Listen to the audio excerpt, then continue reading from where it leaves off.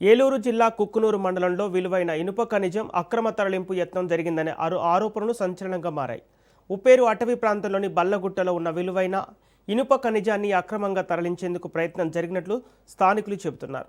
3 రోజుల క్రితం ఖనిజాన్ని లారీలో తరలించే ప్రయత్నం చేయగా వాహనాలు బురదలో చిక్కుకుపోవడంతో పాటు విషయం గ్రామస్తులకు తెలియడంతో అక్కడి నుంచి వెళ్లిపోయినట్లు చెబుతున్నారు. ఈ వ్యవహారంపై కుక్కునూరు మండల టీడీపీ అధ్యక్షుడు ములిశెట్టి నాగేశ్వరరావు జిల్లా కలెక్టర్కు ఫిర్యాదు చేశారు. అక్రమ తవ్వకాలు, రవాణాపై సమగ్ర విచారణ జరిపి బాధ్యులపై కఠిన చర్యలు తీసుకోవాలని కోరారు. మరోవైపు ఈ ఘటనపై అధికారుల స్పందన, విచారణ ఫలితాల కోసం స్థానికులు ఎదురుచూస్తున్నారు.